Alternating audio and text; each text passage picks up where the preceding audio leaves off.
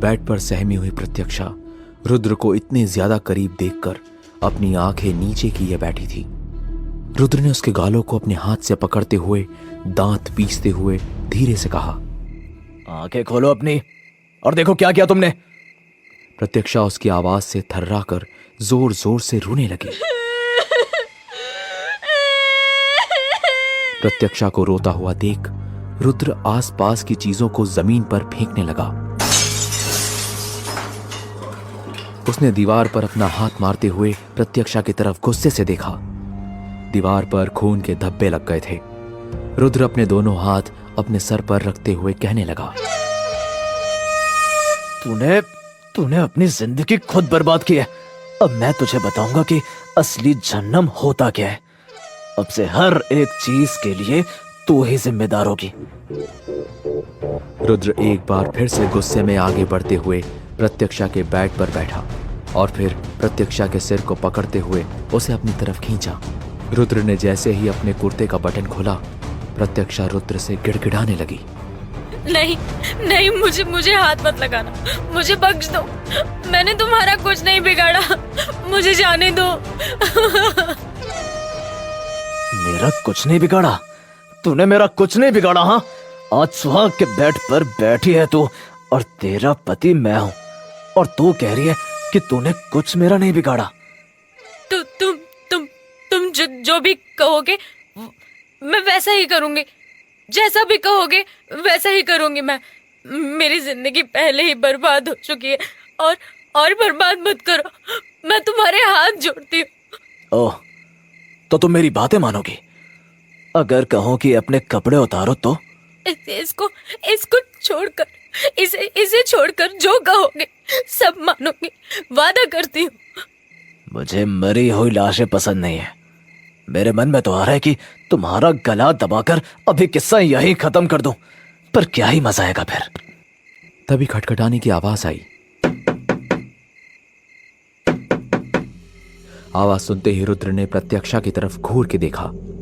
इस पर प्रत्यक्षा ने अपने मुंह पर हाथ रखते हुए अपने रोने की आवाज को दबा लिया। रुद्र ने प्रत्यक्षा के घूंघट को आगे की तरफ खींचते हुए उसका रोता हुआ चेहरा छिपा दिया और फिर पूछने लगा, कौन है? रुद्र मालिक, बाबा साहब ने खाना भिजवाया है बहुरानी के लिए, आप दोनों खा लीजिए। रुद्र ने उंगली दिखाते हुए प्रत्यक्षा को चुप रहने का इशारा दिया और फिर दरवाजे की तरफ आगे बढ़ा। सामने एक नौकर एक बड़ी सी थाली में खाना लेकर खड़ा हुआ था। बहुरिया के लिए और आपके लिए बाबा साहब ने खाना भिजवाया है। रुद्र ने उसके हाथों से खाना ले लिया। यहाँ आसपास जितने भी नौकर पहरा दे रहे हैं सबको बोलो कि इस कमरे के आसपास भी ना भटके। आज इस जगह पर कोई नहीं रहेगा, जाओ यहाँ से। रुद्र की बात सुनते हुए वो नौकर वहां से चुपचाप चला गया, लेकिन प्रत्यक्षा इस बात को सुनकर और डर गई। वहीं रुद्र खाने की थाली को लेकर प्रत्यक्षा के पास उसके बेड पर बैठ गया और फिर खाने की थाली को प्रत्यक्षा की तरफ सरका दिया। बिना नखरे और नाटक दिखाए इसे अभी खत्म करो। लेकिन प्रत्यक्षा बस कांपे ही जा रही थी। इसे खाती हो या फिर बताऊं मैं तुम्हें? ये पूरा खाना खत्म होना चाहिए अभी के अभी। रुद्र के चिल्लाते ही प्रत्यक्षा ने जल्दी से अपनी घूंघट को हटाया और फिर अपने कांपते हुए हाथों से खाना शुरू किया। वो खाना खाते हुए उसे अपने ऊपर और बिस्तर पर गिरा रही थी। काफी समय के बाद प्रत्यक्षा ने खाना खाया था। हमारे घर के जानवर भी वक्त पर खाना खा लेते हैं, तो आज के बाद जितना कहूं उस हिसाब से काम करना। उधर पानी रखा है, पियो उसे। प्रत्यक्षा ने जल्दी से पानी को उठाकर पानी पी लिया।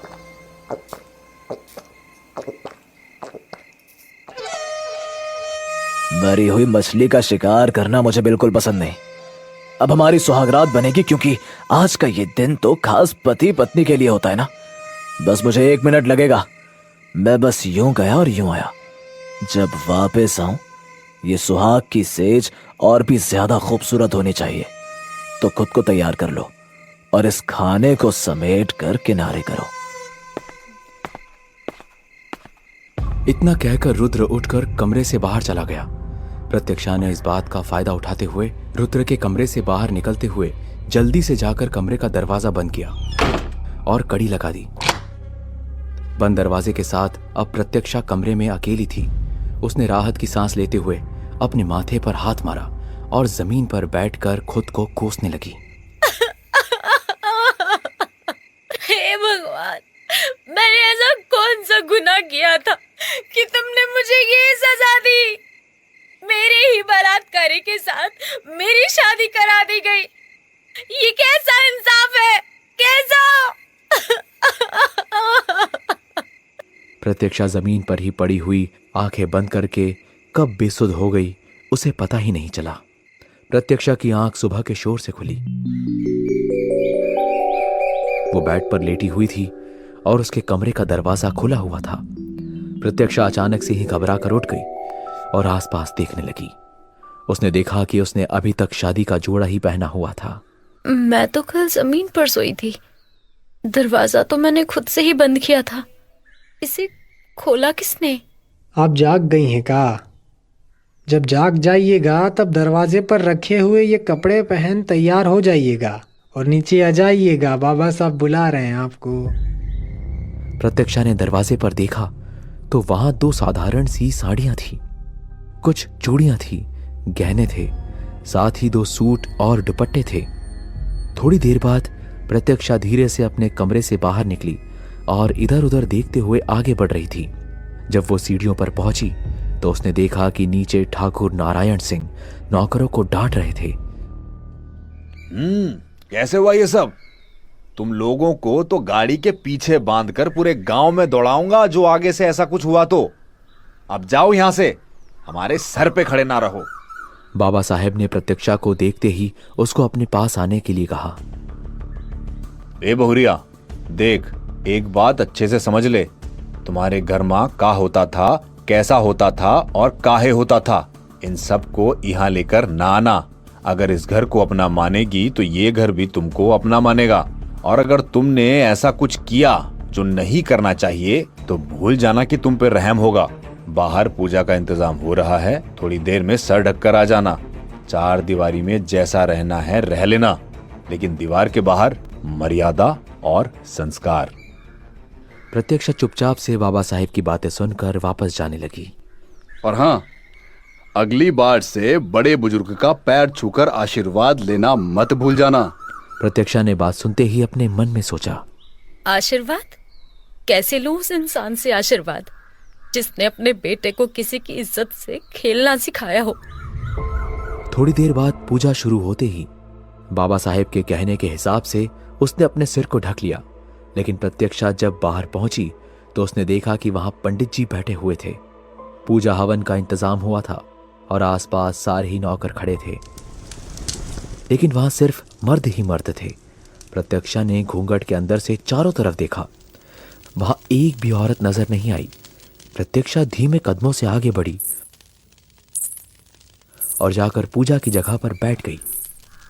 बड़े मालिक, महल के बाकी लोग पूजा में शामिल नहीं होंगे का? नहीं, हमारे सारे ही नालायक बच्चे बाहर गए थे, कुछ बहुत जरूरी काम आ गया था। लेकिन महल से सारे ही लोग मौजूद हैं। ये जितने भी लोग यहाँ खड़े हैं ना, सब हमारा परिवार है। हाँ मालिक, ये बात तो पूरा गांव जानता है। ये तो आपका बड़प्पन है कि आप सभी को अपना परिवार मानते हैं, लेकिन दुल्हन के साथ अकेले पूजा नहीं हो सकती है। इस शुभ कार्य में दुल्हन के पति का यहाँ होना भी बहुत जरूरी है। अरे आ जाएगा वो भी, तब तक आप बहुरिया की शुद्धि कर दीजिए। इस पर पंडित जी ने पूजा शुरू कर दी। मंगलम भगवान विष्णु मंगलम गरुणध्वज मंगलम पुंडरीकाक्ष मंगलाय तनो हरि। पंडित जी ने कुछ मंत्रों के साथ प्रत्यक्षा के हाथ पर कुछ फूल रखे और अक्षत रखते हुए उस पर जल डाला। फिर कहने लगे, दुल्हन, अब से आपका जीवन इस घर से बंध गया है, अर्थात आपकी शुद्धि हो गई है। ई नारायण महल का रिवाज है कि नए सदस्यों का अपना सब कुछ पीछे छोड़कर ई महल का होना पड़ता है। अब से आप ई महल की हुई। अब आप दोनों मिलकर आहुति दें। ओम लक्ष्मी नारायणाभ्याम नमः स्वाहा। प्रत्यक्षा सब कुछ खामोशी से सुन रही थी और बताए जाने पर सारी ही विधियां पूरी कर रही थी कि तभी कुछ ऐसा हुआ कि प्रत्यक्षा के होश उड़ गए। पूजा महल के बाहर बने एक आंगन में हो रही थी। सभी लोग वहीं मौजूद थे कि तभी खून से लथपथ एक आदमी सभी के सामने गिरा। वो दर्द से कर्रा रहा था। जैसे ही प्रत्यक्षा ने उसे देखा, प्रत्यक्षा डर के कारण चीख पड़ी और पूजा से उठकर पीछे की तरफ भागी। प्रत्यक्षा जैसे ही भागी, बाबा साहेब ने प्रत्यक्षा का हाथ पकड़ लिया और उसे समझाते हुए बेहद प्यार से बोले, ए बहुरिया, ना ना ना ना ना ना, इतना डर काहे रही हो? ये सब तो यहाँ रोज देखने को मिलेगा। प्रत्यक्षा ने डर से हांफते हुए उस सामने पड़े आदमी की तरफ उंगली उठाते हुए बाबा साहेब से कहा, ये आदमी?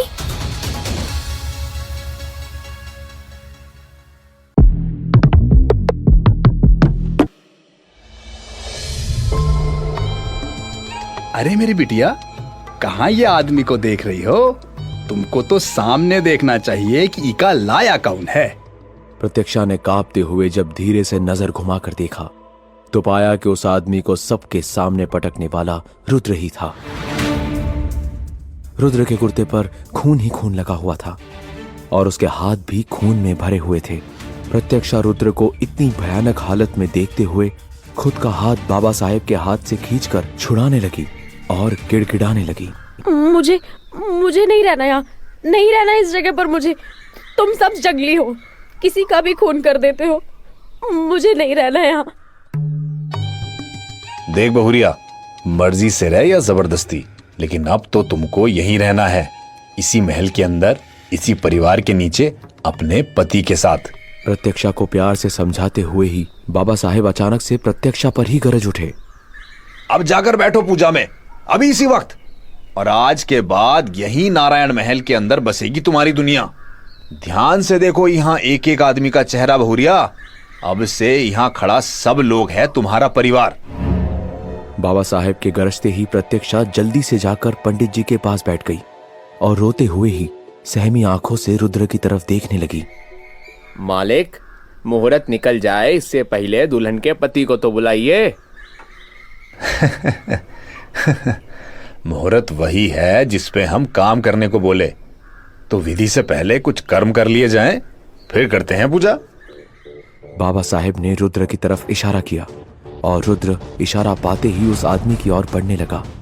वो आदमी बाबा साहेब से अपनी जान की भीख मांग रहा था। हमका जाने दो, गलती हो गई हमसे कि हमने आपकी बात नहीं मानी मालिक। गलती हो गई, पाप हो गया था हमसे मालिक, पाप हो गया था। जाने दो मालिक, जाने दो। जब किसी ने उसकी बात नहीं सुनी तो उस आदमी ने सामने बैठे प्रत्यक्षा से गिड़गिड़ाते हुए कहा, इनसे बोलो ना कि मुझे जाने दे। मेरे छोटे छोटे दो बच्चे हैं, उनका क्या होगा मेरे बाद? मालिक, हमको जाने दो मालिक। वो आदमी प्रत्यक्षा से मदद मांगते हुए उसकी तरफ जमीन पर घिसटते हुए जा रहा था और प्रत्यक्षा अपने हाथ पैर समेटे हुए उस आदमी को घूरते जा रही थी। तभी रुद्र आगे बढ़ा और उसने उस आदमी के बाल पकड़ते हुए उसका सर ऊपर की ओर खींचा और उसकी गर्दन मोड़ दी। उस आदमी की सांसें अचानक से ही थम गई। उसकी लाश प्रत्यक्षा के ठीक सामने पड़ी हुई थी। अब प्रत्यक्षा के लिए सांस लेना भी मुश्किल हो रहा था। अब तुम लोग को यह भी बताना पड़ेगा कि कचरे का करना क्या है। नौकर भाग कर गए और उस लाश को उठाकर वहां से ले गए और तुरंत ही कुछ और नौकरों ने पानी डालते हुए वहां साफ सफाई शुरू कर दी और खून के दाग मिटा दिए। हे रुद्रा, चला 5 मिनट में आजा पूजा के लिए। संत महात्माओं को रुका के नहीं रखते हैं। रुद्र ने बात सुनते ही अपने कुर्ते को निकाल दिया और वहीं पास रखे पानी के मटके को उठाकर खुद पर डाल लिया और नौकर के कंधे से एक गमछे से खुद को ढकते हुए आकर प्रत्यक्षा के पास बैठ गया। रुद्र के प्रत्यक्षा के पास बैठते ही पंडित जी चौंक गए और हैरानी से बाबा साहेब की तरफ देखने लगे। अरे पंडित जी चौंकिए नहीं, रुद्रा ने ही दुल्हन से ब्याह किया है। ये ही है एक दुल्हा। चलो, ईश्वर की कृपा है कि रुद्र ने अपना फैसला तो बदला। अब जाकर मालिक, आपके महल में लक्ष्मी मैया का प्रवेश हुआ है। चलिए, कोई औरत तो आई नारायण महल में। प्रत्यक्षा ने हैरानी से पंडित जी को देखा क्योंकि उसे कुछ समझ नहीं आ रहा था। पंडित जी ने पूजा शुरू की और विधियां पूरी करवाने लगे। हरि ओम स्वस्ति न इंद्रो वृद्धश्रवाः स्वस्ति न। अब दुल्हन अपने पति के हाथ में अपना हाथ रखे और दोनों ही ईश्वर के चरणों में आखिरी आहुति एक साथ दे। ओम लक्ष्मी नारायणाभ्याम नमः स्वाहा। प्रत्यक्षा डर से बुरी तरह कांप रही थी। उसने कांपते हुए हाथों को आगे बढ़ाया और रुद्र के हाथ पर अपना हाथ रखा। इस पर रुद्र ने धीरे से प्रत्यक्षा के हाथ को नीचे से ही अपने हाथों में जकड़ते हुए उसके हाथों को कांपने से रोक दिया। प्रत्यक्षा रुद्र के हाथ में अपने हाथ को जकड़ा हुआ देखकर और भी ज्यादा डर गई। उसके दिमाग में अभी भी उस आदमी की मौत घूम रही थी।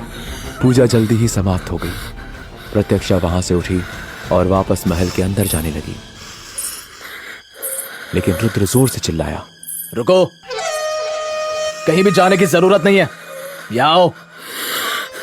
प्रत्यक्षा रुद्र की आवाज से डर गई। इस पर रुद्र धीमे कदमों से प्रत्यक्षा की तरफ बढ़ा और उसने प्रत्यक्षा का हाथ पकड़ लिया। समझ नहीं आता, आजकल हवेलियों में संस्कार सिखाए जाते हैं या नहीं। इतना कहकर रुद्र ने प्रत्यक्षा के सिर को पीछे की तरफ से पकड़ा और फिर उसके सर को बाबा साहेब के पैरों के पास झुकाते हुए उसे पैरों को छूने का इशारा किया। प्रत्यक्षा को मजबूरी में बाबा साहेब का आशीर्वाद लेना पड़ा। ईश्वर करे तुम दोनों की जोड़ी 7 जन्म तक बनी रहे, एक दूसरे की परछाई बनकर जीना तुम दोनों। इस पर प्रत्यक्षा जल्दी से अपने हाथों को रुद्र के हाथों से अलग करते हुए दूर जाकर खड़ी हो गई। बाबा साहेब जानते थे कि प्रत्यक्षा सामने हुई हत्या देखकर डरी हुई थी। अरे लड़के, बहुरिया भी नहीं है, अपने महल में रहकर उसे ये आदत पड़ जाएगी। धीरे धीरे इसे भी खून के धब्बे सुंदर लगने लगेंगे हम सब की तरह। हमारे रंग ढंग में ढलने में इका थोड़ा समय तो लगेगा। और बहुरिया तुम परेशान ना हो, जाकर आराम कर लो। बाबा साहेब की बात सुनने के बाद प्रत्यक्षा वहां से एक बार फिर से महल के अंदर जाने लगी। रुक जाओ, वहां कहां जा रही हो? अंदर जा रही थी मैं। क्यों, क्या हुआ? अब तो आशीर्वाद भी ले लिया। जहां कल गई थी वो बाबा साहब के एहसानों की वजह से गई थी। मैं वहां नहीं रहता, बाकी तुम देख लो तुम्हें कहां रहना है। और बाबा, मैं जा रहा हूं, कोई काम हो तो बताइएगा। प्रत्यक्षा ने देखा कि रुद्र वहां से महल के अंदर जाने के बजाय हाथ से बनाई गई एक मिट्टी की झोपड़ी में जाने लगा, जो कि महल के अंदर बागीचे के पास में बनी हुई थी। वो झोपड़ी देखने में ऐसी लग रही थी कि जैसे वहां कोई बागीचे का माली रहता हो। झोपड़ी मिट्टी और घास फूस से बनी हुई थी। उसके बाहर पानी पीने के लिए और हाथ पैर धोने के लिए एक मटकी रखी गई थी। रुद्र ने दरवाजे को खोला और अंदर चला गया। एक के बाद एक प्रत्यक्षा के सामने अजीब और गरीब चीजें हो रही थी। बहुरिया, तुम्हारा पति महल में नहीं रहता, वो उस झोपड़ी में रहता है। लगता है तुम्हें भी वहीं रहना पड़ेगा। वैसे जितने दिन चाहो महल में रह सकती हो, कोई तकलीफ नहीं हमें। महल तो महल के परिवार के लिए खुला ही रहता है। इतना कहकर बाबा साहेब अपने सभी नौकरों के साथ महल के अंदर चले गए, लेकिन वहीं पास में एक नौकर खड़ा हुआ था। दुल्हन, अभी आप नई आई है, धीरे धीरे सब समझ जाएंगे। किसी चीज की जरूरत हो तो आवाज दे दीजिएगा। आखिर आप इस महल में आने वाली पहली औरत है, यानी कि पहली दुल्हन। हाँ, यहाँ कोई औरत क्यों नहीं है? सब जगह मर्द ही मर्द दिखाई दे रहे हैं। ये पहली औरत का क्या मतलब है? मतलब काफी सालों के बाद में इस महल में पहली बार कोई औरत ब्याह के आई है, वरना तो ठाकुर परिवार में अभी कोई शादीशुदा नहीं है। ठाकुरायन मालकिन जब से गई है तब से तो इस घर में मर्दों ने शादी नहीं की। लेकिन ये रुद्र झोपड़ी में क्यों रहता है? दुल्हन, रुद्र के बारे में हम सब ज्यादा बात नहीं करते। बस इतना जान लो कि बाबा साहेब का दाहिना हाथ है रुद्र। बाबा साहेब ने बचपन से ही उसे खून खराबे के बीच बड़ा किया है, तो अब रुद्र आपके पति है। आप खुद ही उनसे पूछ लेना सब कुछ। इतना कहते हुए वो नौकर वहां से चला गया। इस पर प्रत्यक्षा अभी भी वहीं खड़ी थी। वो एक बार महल के अंदर देखती तो दूसरी तरफ उस झोपड़ी को देखती। मुझे तो लगता था कि ये रुद्र बाबा साहेब का बेटा है, लेकिन शायद ये उनका बेटा नहीं, इन्हीं बाकी लोगों की तरह नौकर है बस। अब इस झोपड़ी में कैसे रहूंगी मैं, वो भी उस जानवर के साथ। जहन्नुम यही होता है शायद। प्रत्यक्षा अपने आंसुओं को पोंछते हुए धीमे कदम से झोपड़ी की तरफ बढ़ी। रुद्र ने जमीन पर ही घास फूस का बिस्तर लगाकर पास में एक चूल्हे पर कुछ लकड़ियां रखी हुई थी, जिसमें शायद कुछ पक रहा था। रुद्र पास में ही बने एक छोटे से मंदिर के सामने ध्यान की मुद्रा में बैठा हुआ था, जिसमें हनुमान जी की मूर्ति थी। अब भगवान के सामने ध्यान लगा रहा है, जैसे ये बहुत बड़ा संत महात्मा हो। इसके जैसा दोगला इंसान और कहां होगा। प्रत्यक्षा धीरे से आगे बढ़ी। उसने देखा कि जमीन पर जो बिस्तर लगा था वो सिर्फ एक इंसान के लेटने के लिए ही था। पास ही एक टेबल पर कपड़े रखने की व्यवस्था थी, लेकिन वो कपड़े सिर्फ रुद्र के थे। प्रत्यक्षा जैसे ही अपने कदम को आगे बढ़ा रही थी, उसके पाँव में बंधी पायल के घुंघरू से उस खामोश झोपड़ी में एक शोर सा होने लगा था। प्रत्यक्षा का इन सब पर बिल्कुल ध्यान नहीं गया, लेकिन रुद्र जो कि ध्यान में बैठा हुआ था, प्रत्यक्षा की पायलों की आवाज से उसका ध्यान टूट गया।